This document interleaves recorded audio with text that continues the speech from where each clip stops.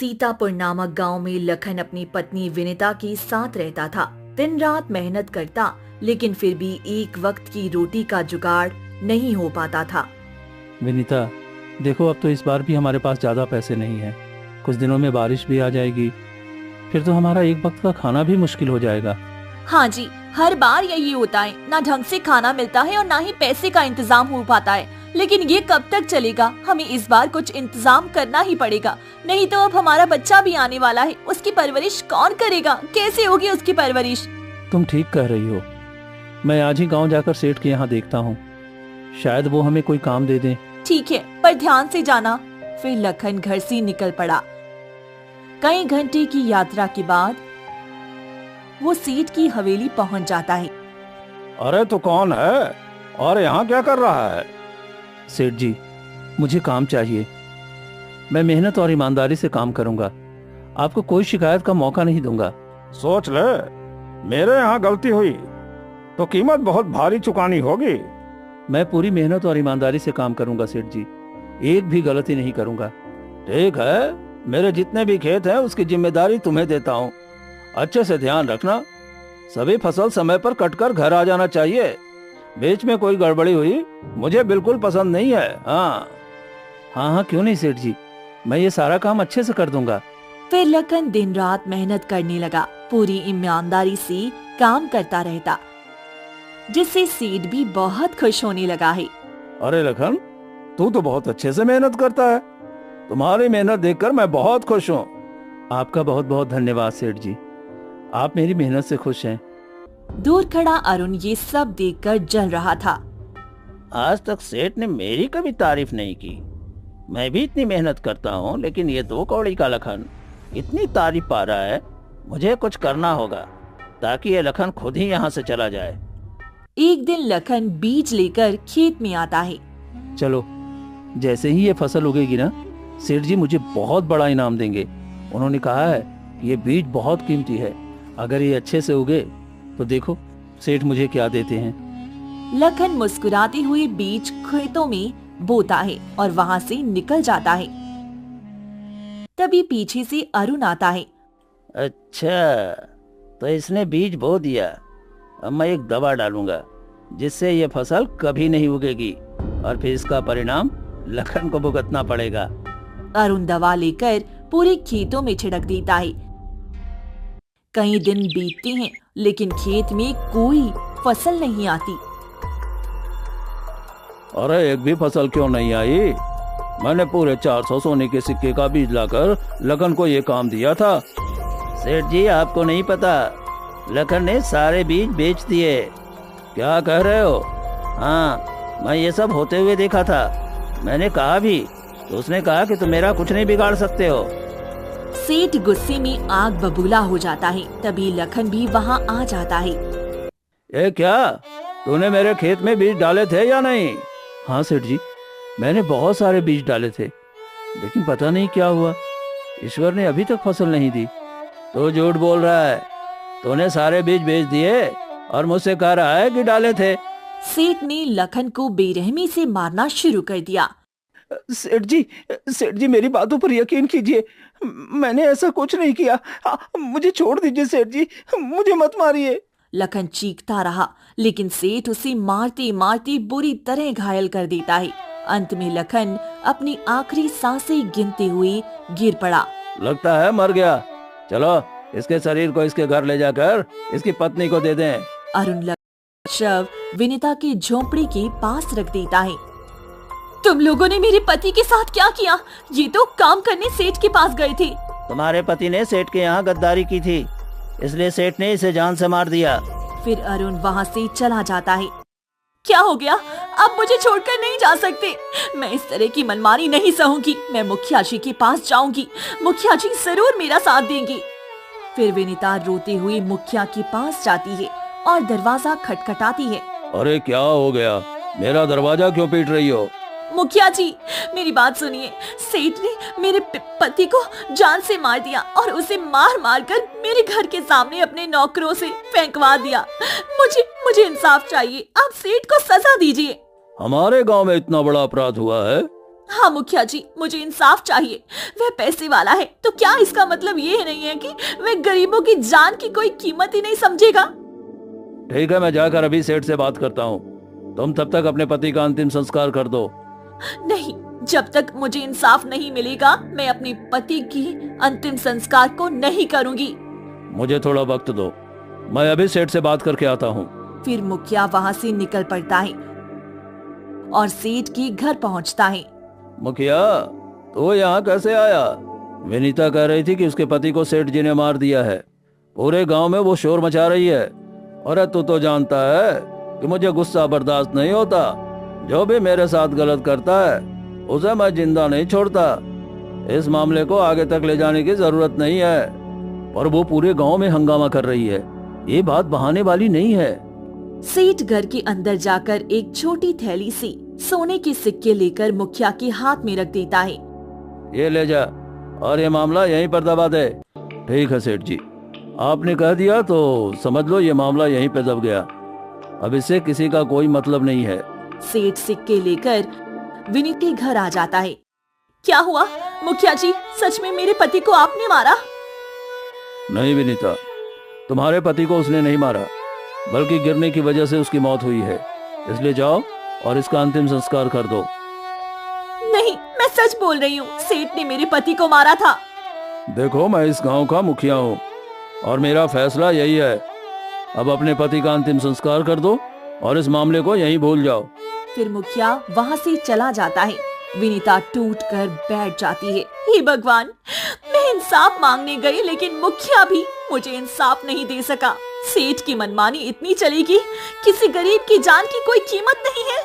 तभी गांव वाले इकट्ठी हो जाती हैं।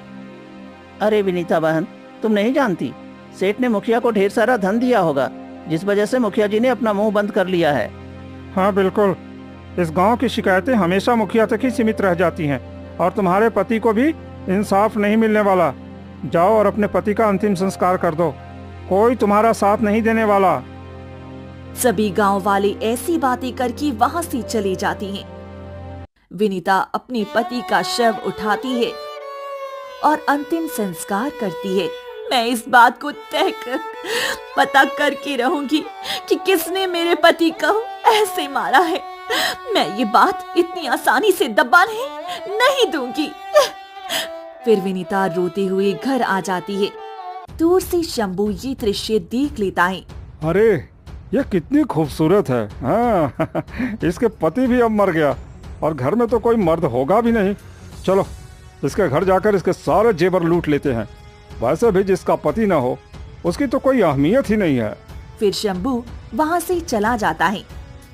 रात के अंधेरे में जैसे ही विनीता सो रही होती है, तभी शंभू के घर के अंदर वह घुस जाता है और बक्सा खोलने लगता है। ये क्या? तुम कौन हो और मेरे घर में क्या कर रहे हो? निकल जाओ मेरे घर से। अरे देखो, चुप हो जाओ, अपना मुंह बंद करो। मुझे सिर्फ जेवर चाहिए। मैं तुम्हारा जेवर लेकर यहाँ से चुपचाप चला जाऊंगा। देखो, तुम चोरी कर रहे हो, चले जाओ यहाँ से, नहीं तो मैं पूरे गांव वालों को बता दूंगी। बता दो, मैं कोई डरता हूँ क्या? तुम्हारा कोई पति है नहीं तो उल्टा तुम ही फंसोगी। मैं गांव वालों को जानती हूँ, वे लोग मुझे इंसाफ दिलाएंगे। मैं नहीं जाऊंगा, मुझे तो बस धन चाहिए। शंभू जबरदस्ती बक्सा खोलकर उसमें से जेवर निकालने लगता है। रुक जाओ, कोई है, बचाओ, देखो मेरे घर में चोरी हो रही है, बचाओ। शंभू जल्दी से सारे जेवर फेंक देता है और वहीं पर खड़ा हो जाता है। इतने में सभी गांव वाले वहाँ इकट्ठी हो जाते हैं। क्या हो गया? हाँ? अरे यह शोर कैसा है? ये क्या विनीता, तुम्हारे घर में शंभू क्या कर रहा है? अरे विनीता, तुम्हारे पति के मरे अभी ज्यादा दिन भी नहीं हुए हैं और तुम किसी और मर्द के साथ रात बिताती हो। तुम्हारे पति की आत्मा पर क्या बीतेगी? आप लोग मेरी बात पर यकीन करिए, ये चोर है और मेरे घर में चोरी करने आया है। आप लोग मेरी बात पर यकीन क्यों नहीं कर रहे हैं? देखो ऐसा मत करो, तुमने मुझे बुलाया था कि जैसे मेरे पति मर जाएं तुम यहाँ आ जाना। मैं आ गया हूँ और तुम मुझे पहचानने से इनकार कर रही हो। अगर तुम्हें मुझसे प्रेम प्रसंग नहीं रखना था तो मैं जा रहा हूँ। भगवान से डरो, तुम ये कैसी बातें कर रही हो? मैं पत्नी हूँ और मेरे आत्मसम्मान की बात है, तुम इसके खिलाफ एक शब्द भी नहीं बोल सकते। इतने में मुखिया पीछे से आ जाता है। सच में यह चरित्रहीन है। ये हमारे गांव में गंदगी फैला रही है। अगर इसी तरह चलता रहा तो हमारी बहू बेटियों पर इसका क्या असर पड़ेगा? मुखिया जी, ये झूठ बोल रहा है, आप मेरी बातों पर यकीन करें। मैं जानता हूँ कि कौन झूठ बोल रहा है। इसको मारो, मारो। ये तो अपने पति को खो चुकी है और ऊपर से हमारे गांव की इज्जत को मिट्टी में मिला रही है। सभी गांव वाले मिलकर विनीता को मारने लगती हैं और उसे मारते मारते गांव से बाहर निकाल देती हैं। तुम जैसी गंदी चरित्र की औरत के लिए हमारे गांव में कोई जगह नहीं है। सभी गांव वाले तरह तरह की ताने देने लगती हैं और विनीता को जबरदस्ती गांव से बाहर निकाल देती हैं। अब मैं क्या करूं? लखन तो मुझे छोड़कर चले गए। तुम्हारे जाने के बाद ये गांव वाले मेरी बात समझ ही नहीं रहे हैं और सब मेरे चरित्र पर उंगली उठा रहे हैं। तुम तो जानते हो कि मैं तुमसे कितना प्रेम करती हूँ। मुझे अब जीने का कोई हक नहीं है। मुझे मर जाना चाहिए। विनीता अपनी किस्मत पर रो रही होती है कि तभी शंभू आकर खड़ा हो जाता है। बड़ी आई थी।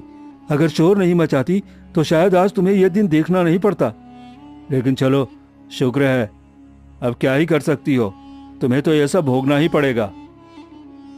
शंभू हंसती हुई वहाँ से चला जाता है। मैं इन सब से बदला लेना चाहती हूँ। मैं किसी को जिंदा नहीं छोड़ूंगी। सबने मेरा हंसता खेलता परिवार बर्बाद कर दिया और मेरी इज्जत पर दाग लगाया। मैं सबसे बदला लूंगी। विनीता घने जंगलों की तरफ निकल जाती है और पहाड़ी से कूदकर अपनी जान दे देती है। वहीं दूसरी तरफ एक अघोरी घने जंगलों पे गुजर रहा था। तभी विनीता का शव देखता है। अरे, ये तो जान दे दी, लेकिन ये तो गर्भवती लग रही है। लगता है इसकी जरूर कोई मजबूरी रही होगी। मुझे इसे अपने साथ ले जाना चाहिए। ये मेरी बहुत काम की चीज है। फिर अघोरी विनीता का शव उठाकर उसे एक गुफा में ले जाता है और वहाँ बैठकर तंत्र विद्या करने लगता है। धीरे धीरे वक्त बीतता है और 1 साल गुजर जाता है। अघोरी की साधना पूरी होती है और अचानक विनीता के शरीर से उसकी आत्मा बाहर आ जाती है। अब मेरी मनोकामना पूरी होगी। तुम अब मेरी इच्छा पूरी करोगी। मैं तुम्हारी आत्मा को प्राप्त करने के लिए पूरे साल से शरीर पर सिद्धि कर रहा था। मुझे क्यों बुलाया बाबा? बाबा, मुझे जाने दिया होता। मैं फिर से इस जगह पर आकर अपने साथ हुई सारी घटनाएं याद कर रही हूँ। इन गांव वालों ने मेरे पति को मार दिया, मुझे आत्महत्या करने पर मजबूर किया। किसी के दिल में दया नहीं है, सभी सिर्फ अपने बारे में सोचते हैं। ठीक है पुत्री, तुम अपने बदले के साथ मेरा बदला भी ले लो। आज से जितने भी बुरे आत्मा के लोग हैं, उसे तुम जान से मारोगी। उनकी आत्मा से मुझे भी शक्तियां मिलेंगी और तुम्हारा बदला भी पूरा होगा। ठीक है, मैं ये करने के लिए तैयार हूँ। मैं भी अब बदला लेना चाहती हूँ। इन्हीं गांव वालों की वजह से मेरा हंसता खेलता परिवार बर्बाद हुआ। मैं अब किसी को चैन से नहीं सोने दूंगी। विनीता की आत्मा हंसती हुई वहाँ से गायब हो जाती है।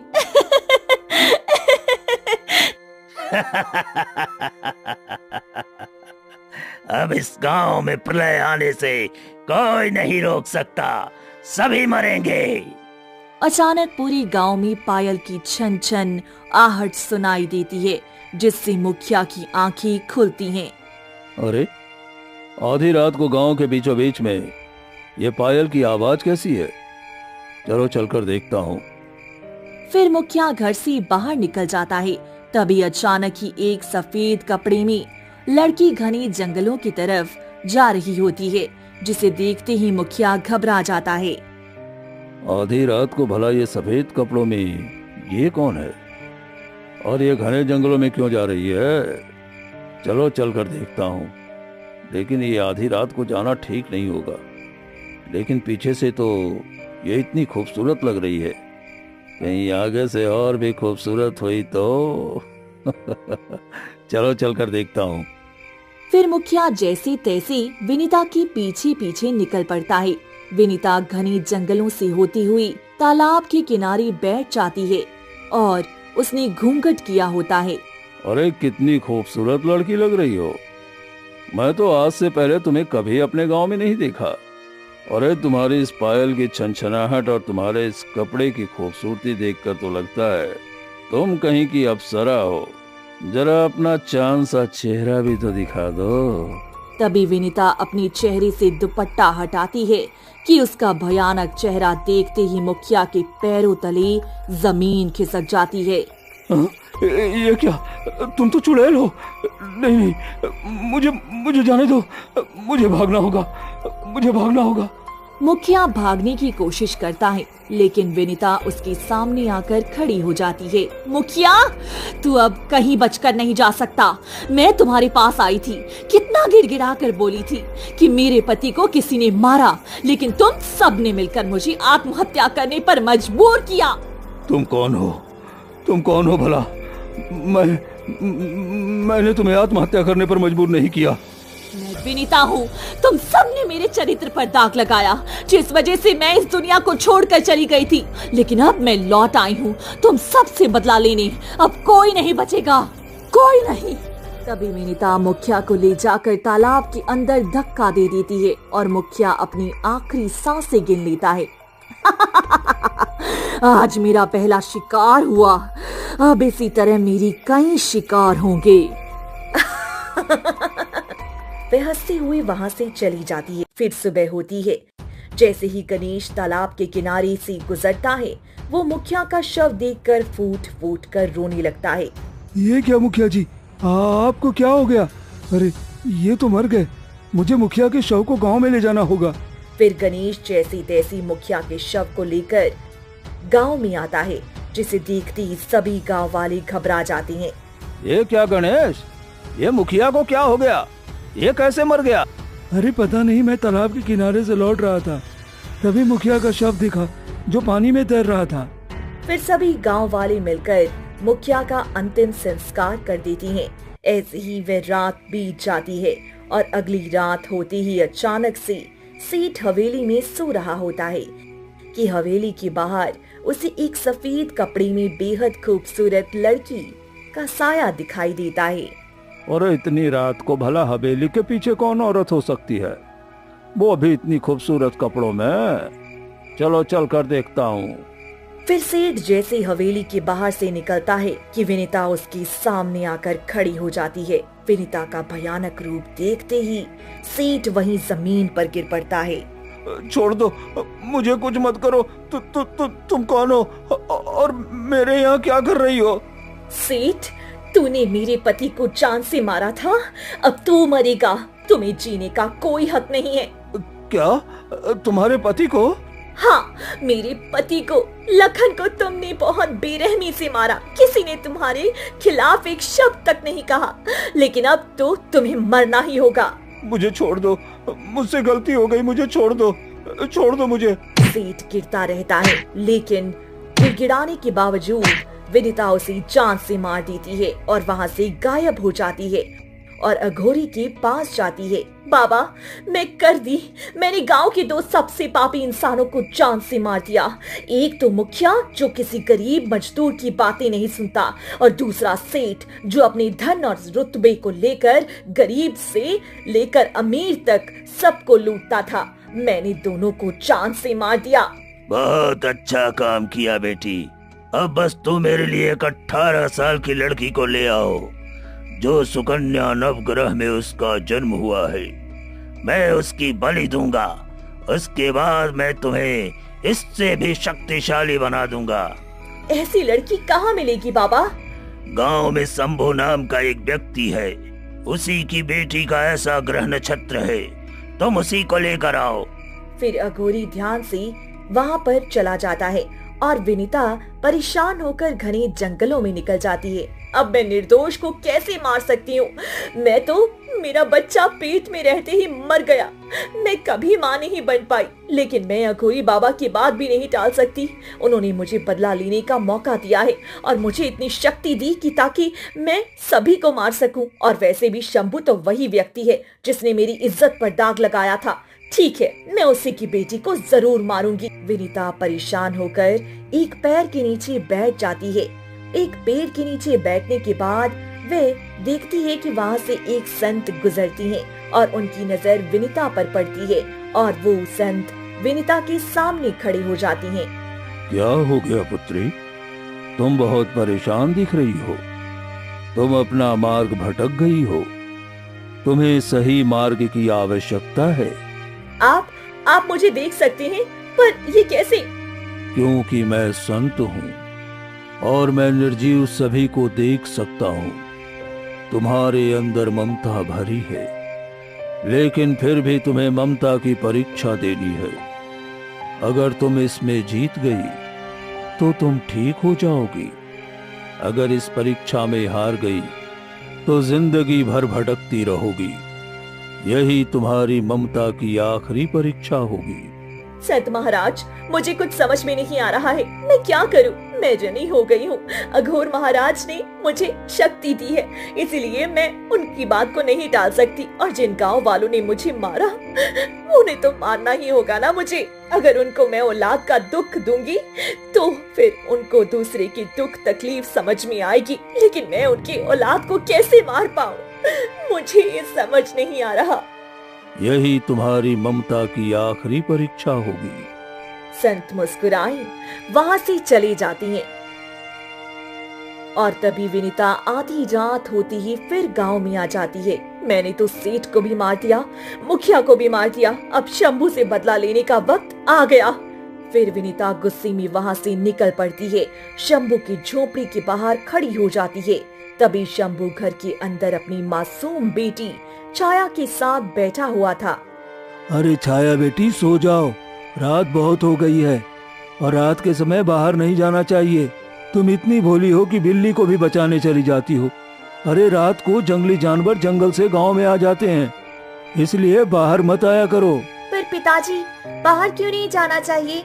बाहर तो इतनी सुंदर चांदनी रात है, आसमान में बादल चारों तरफ झिंगुर बोलती हैं और इतना अच्छा आवाज लगाती हैं। मुझे तो बहुत पसंद है। देखो बेटी, मैं जितना कहता हूँ उतना करो। जाओ, सो जाओ। फिर शंभू और छाया दोनों सो जाती हैं। जैसे ही छाया आंखें बंद करने की कोशिश करती है कि अचानक खिड़की के बाहर विनीता आकर खड़ी हो जाती है और वो इशारे से छाया को बुलाने लगती है। अरे ये तो कोई रास्ता भटक गई है, शायद वे मुझे बुला रही है। जाती हूँ, पिताजी को नहीं बताऊंगी, नहीं तो फिर वे मुझे जाने नहीं देंगी और इस तरह मैं किसी को परेशानी में नहीं देख सकती। फिर छाया चोरी चुपके झोंपड़ी की बाहर निकल जाती है और विनीता के सामने जाकर खड़ी हो जाती है।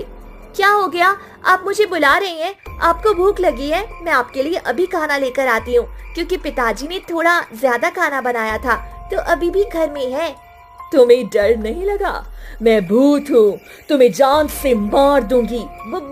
भूत कुछ नहीं होता। मेरी दादी कहती है भूत भी हम जैसे इंसान हुआ करते हैं और जैसे हम समझते हैं वैसे ही भूत भी समझाते हैं, इसलिए आपको भूख लगी होगी। रुको, मैं आपके लिए अभी खाना लेकर आती हूँ। फिर छाया घर के अंदर चली जाती है और एक थाल में खाना लेकर विनीता के सामने आकर रख देती है। तुम ये क्या कर रही हो? आपको भूख लगी होगी, आपके लिए खाना लेकर आई हूँ, जल्दी से खा लीजिए। मेरे पिताजी अभी सोए हुए हैं, उन्हें पता भी नहीं चलेगा। तभी विनीता की आंखों से लगातार आंसू बहने लगते हैं। शायद अगर मेरी बेटी होती तो वह भी मुझे इतना ही प्रेम करती, शायद मेरे लिए यही सब करती। मैं ये क्या कर रही हूँ? नहीं, मुझे ये सब नहीं सोचना चाहिए। मुझे तो बस इस लड़की को ले जाना है ताकि मैं अपना बदला ले सकूं। फिर विनीता छाया का हाथ पकड़ लेती है और घने जंगलों की ओर जाने लगती है। आपने मेरा हाथ क्यों पकड़ लिया? मैं तो ऐसे ही आपके साथ चलने के लिए तैयार थी। तुम्हें डर नहीं लगता? मैं आधी रात को बिना तुम्हारी जान पहचान के तुम्हें अपने साथ ले जाने आई हूँ। इसमें डरने वाली क्या बात है? आप भी तो किसी की माँ हो, कोई भी बच्ची अपनी माँ के साथ जाने में बुरा नहीं मानेगी, इसलिए मैं आपके साथ जाने के लिए तैयार हूँ। फिर विनीता की आंखों से आंसू निकलने लगती हैं और वो बिना कोई जवाब दिए छाया को लेकर आगे निकल पड़ती है। थोड़ी ही दूर जाने पर ये मुझे क्या हो रहा है? मैं इस मासूम बच्ची के लिए आई हूँ और इसे मुझसे कोई डर नहीं लग रहा है। ऐसा लग रहा है जैसे हम दोनों के बीच गहरा रिश्ता है, पर ये कैसे हो सकता है? विनीता परेशान हो जाती है कि तभी संत वहां आ जाते हैं। पुत्री, तुमने क्या सोचा? देखो कितनी मासूम सी बच्ची है, तुम्हें देखकर डरी भी नहीं, बल्कि तुम्हें अपनी माँ की जगह दे रही है, तुमसे बातें कर रही है। तुम्हारे आंचल में इसने अपना मुंह छुपा रखा है, तो क्या तुम इतनी पत्थर दिल हो कि अपनी बच्ची को जान से मार दोगी? संत महाराज, मैं इस मासूम बच्ची को नुकसान नहीं पहुंचा सकती। इसकी आंखों में देखते ही मुझे ऐसा एहसास होता है जैसे हम दोनों के बीच कोई रिश्ता है। ये इंसानियत का रिश्ता है बेटी। तुम जरूर सबसे बदला लेना चाहती हो, लेकिन तुम्हारे अंदर इंसानियत अभी भी जिंदा है। जो इस बच्ची को इसके परिवार वालों के पास छोड़ दो और शांति से इस जीवन को त्याग दो, यही इस निर्जीव आत्मा का उद्देश्य होता है। फिर संत वहाँ से चले जाते हैं। ये कौन था और ये सब क्या हो रहा है? आप मुझे जान से मारना चाहते हैं क्या? कुछ नहीं, बस तुम चलो, मैं तुम्हारे घर तक छोड़ दूंगी तुम्हें। तुम्हारे पिताजी बहुत परेशान हो रही होंगी। ठीक है, मैं आपके साथ चलने के लिए तैयार हूँ। फिर छाया विनीता के साथ शंभू के पास लौटती है। शंभू जैसे ही अपनी बेटी को विनीता के साथ देखता है, वह डर से कांपने लगता है। अरे अरे, ये क्या? मेरी बेटी एक चुड़ैल के साथ? हे भगवान, मेरी बेटी को बचाओ, मेरी बेटी को बचा लो भगवान, मेरी बेटी को बचा लो। ये क्या हो रहा है? पिताजी, आप डरते क्यों हैं? देखो ये कितनी अच्छी है। इन्होंने मुझे पूरा जंगल घुमाया और फिर से वापस घर तक छोड़ दिया बिना कोई नुकसान पहुंचाए। मैं कहती थी ना, सभी आत्माएं बुरी नहीं होती हैं।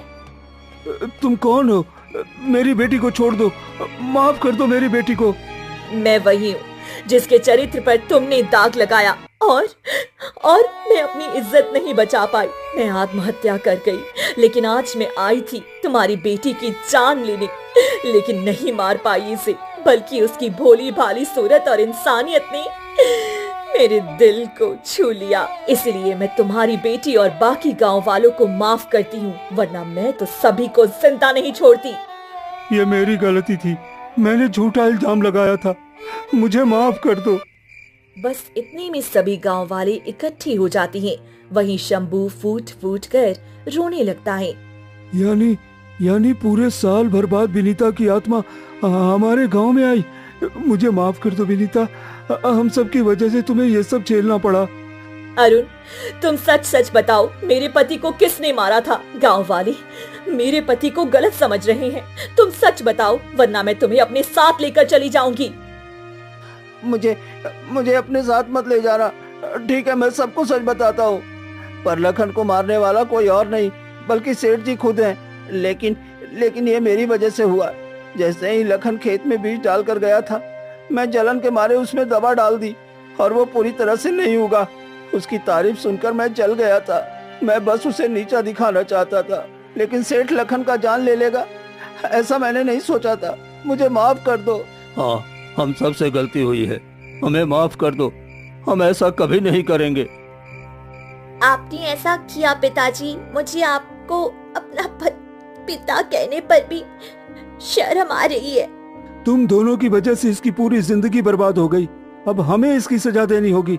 चलो, हम गांव वाले मिलकर इन्हें जंगल की गुफा में कैद करेंगे, क्योंकि इसकी वजह से हम सब ने गुनाह किया है।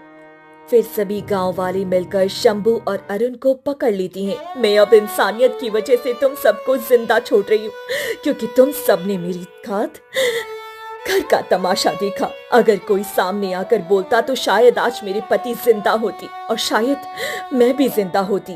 तभी अघोरी वहाँ आ जाता है। ये क्या विनीता, मैंने तुम्हें कहा था कि इन सभी गांव वालों की बातों में मत आना। और ये क्या, मुझे लड़की की बलि चाहिए थी। मुझे माफ कर दीजिए बाबा, आपने मुझे उस शरीर को लाने के लिए भेजा, इतनी शक्ति दी। मैं बदला ले चुकी हूँ, लेकिन मैं इंसानियत के आगे हार गई हूँ। अब मैं और बदला नहीं ले सकती। मैं इस मासूम बच्ची के आगे हार गई, मैं इसे नहीं मारूंगी। मुझे माफ कर दीजिए, मैं इस धरती को अब त्याग कर जा रही हूँ। नहीं, तुम नहीं जा सकती। तुम मेरी इतनी वर्षों की मेहनत बेकार नहीं जाने दे सकती। उठ जाओ, मैं तुम्हारे पीछे पूरे 1 साल बर्बाद किया है। रुक जाओ, फिर अघोरी चीखता है, लेकिन विनीता वहाँ से गायब हो जाती है। आज इसकी इंसानियत की वजह से तुम लोग जिंदा बच गए, लेकिन मैं तुम लोगों को कभी जिंदा नहीं छोड़ूंगा। फिर अघोरी घने जंगलों की तरफ चला जाता है। वहीं सभी गांव वाले विनीता की याद करके उसे फूट फूट कर रोने लगती हैं।